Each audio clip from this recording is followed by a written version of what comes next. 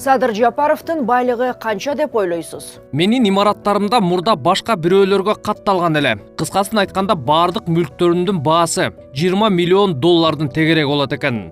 Көдөндөрдүн көрлүгүнүн айынан, көпчүлүк эл акыл эсинен тайган, көрсөк дагы көкүрөктөн үн катпай, көрмөксөнбүз чоңдор кантип байыган. Караңгылык унуттурду тарыхты, кайдыгерлик келечекти таратты, каалагандай төргө өтүк илдирип, кайда бурдук бара жаткан багытты.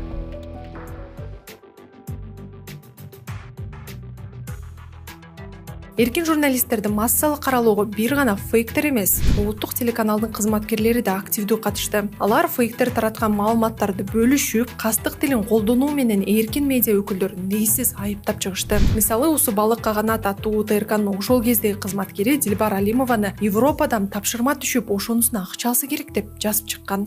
Баян Акулова аттуу Фейсбуктун активдүү колдонуучусу 16 январда Дилбар Алимова тууралуу пост жарыялаган. Ал дагы жогорудагы фейктер колдонгон кадастрдын документин көрсөтүп, ал тургай Алимованын баатеринин баасында жазган. Бирок бул маалымат мекеменин документинде көрсөтүлгөн эмес болчу. Ошондой эле Кулова Дилбар Алимованы сөз эркиндиги, адам укугу деген атка жамынып алып, Кыргызстанда салттуу түшүнүктөрдү талкалап, үй бүлөлүк баалуулуктарды бузуп, бир жыныстуу некени пропаганда кылгандардын бири деп айыптаган. Баян Акулова фейк эмес, ал салык кызматында иштеген муниципалдык кызматкер.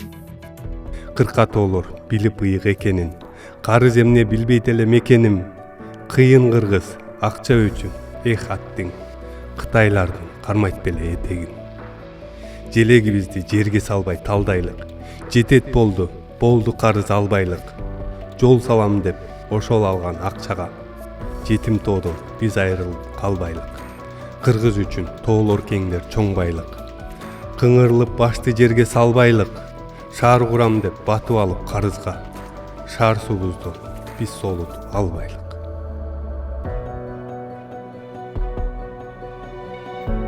Кызык жашоо башталды, иштет эле баштарды, бир муштундай түйүлөлү бириктирип жаштарды. Эч кайдыгер болбойло, келечекти хойлойло, жагалданбай байларга мыктыларды колдойло.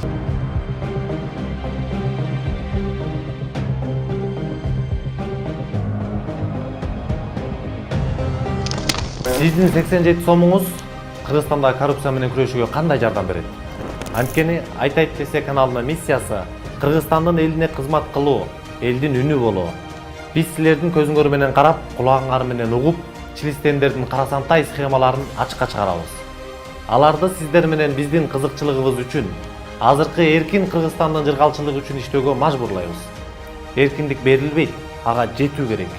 Ал үчүн күрөшүүбүз керек. Patreon жөнүндө толук инструкцияны видеонун алдындагы шилтемеден көрсөңүз болот. Patreon'дон бизди колдоңуз.